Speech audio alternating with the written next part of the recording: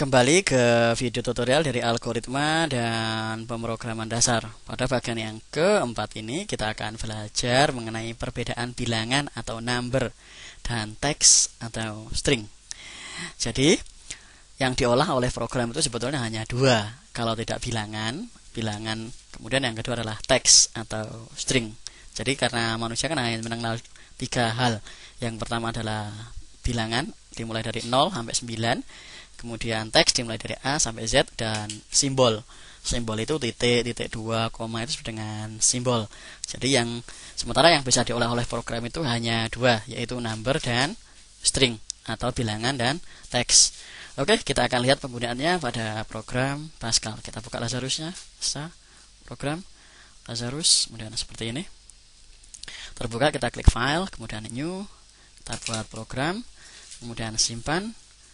Di sini kita akan letakkan di folder latihan 2. Oke. Latihan 2. Seperti ini, kemudian kita klik dua kali, kita simpan di sini. Latihan 2.pas. Penulisan nama file ini tidak boleh ada spasi dan tidak boleh dimulai dari angka. Jadi harus dimulai dari abjad dulu, ABC, baru kemudian boleh diikuti dengan angka dan tidak boleh ada spasi. Latihan 2.pas, latihan 2.pas, kemudian kita save. Ini sudah menjadi latihan 2. Kemudian di sini saya akan membuat sebuah tampilan. Yang pertama adalah write. Saya kasih write-len, petik-petik. Oke. Selamat belajar Pascal. Oke, berikutnya saya akan buat lagi write-len seperti ini. Saya akan buat lagi 5 ditambah dengan 8. Oke, kemudian kita akan read ln. Kita akan jalankan, kita akan lihat hasilnya.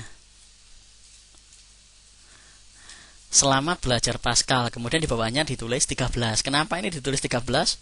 Padahal di program kita menuliskannya dengan 5 ditambah 8. Kalau ini betul selamat belajar Pascal. Nah, ini 5 ditambah 8. 5 tambah 8 sama dengan 13. Kenapa yang tampilkan 13? Jadi Pascal akan menampilkan nilai di dalam kurung ini kalau tanpa ada tanda petik. Ini disebut dengan bilangan. Jadi semua angka 0 sampai 9 kalau ditulis dalam tanda kurung ini tanpa dimulai dengan tanda petik di atas ini, itu akan disebut dengan number. Kalau number berarti dijumlahkan nilainya. Misalnya ini saya kasih petik, kemudian ini petik diambil tanda petik. Di dalam tanda petik atau diambil tanda petik seperti ini, kita lihat hasilnya. 5 ditambah 8 tetap. Kenapa? Kalau diambil dengan tanda petik, ini akan dianggap sebagai string atau teks karena diambil dengan tanda petik. Sementara di sini selamat belajar Pascal tetap. Kalau kita akan menampilkan hasilnya 5 ditambah 8 sama dengan seperti ini, saya akan buat koma. Nah, di belakang koma ini kita tulis ulang 5 ditambah dengan 8 seperti ini. Kita lihat hasilnya. 5 ditambah 8 sama dengan 13. Nah, 13 itu dari mana? Dari nilai yang di dalam kurung ini setelah koma. Karena ini kan tidak ada tanda petiknya. Yang ada tanda petiknya ini. Seperti itu. Jadi 5 ditambah 8 13. Yang ada tanda petiknya ini dianggap sebagai sebuah teks. Sementara ini dianggap sebagai number. Karena di sini kita bisa menambahkan nilai-nilai menggunakan koma, kemudian nilai satu lagi, koma, nilai satu lagi, dan seterusnya. Jadi 5 ditambah 8 seperti ini sama dengan 13. Kemudian yang pertama adalah selamat belajar Pascal. Jadi kesimpulannya adalah kalau ada tanda petiknya itu akan dianggap sebagai sebuah teks atau string. Kalau tidak ada tanda petiknya akan dianggap sebagai sebuah bilangan. Karena sebagai sebuah bilangan maka ini bisa dioperasikan. Contoh 5 kali 8. Kali itu bintang simbolnya ya. Kali 8, kita jalankan. Di sini hasilnya adalah 40. 5 kali 8 40. Karena nilainya adalah 40. Yang ini dianggap sebagai string, sementara ada tanda petiknya.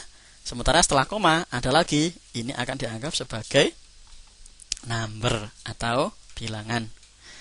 Jadi itu kesimpulannya. Kalau ada tanda petiknya string, kalau tidak ada tanda petiknya dia akan dianggap sebagai sebuah number.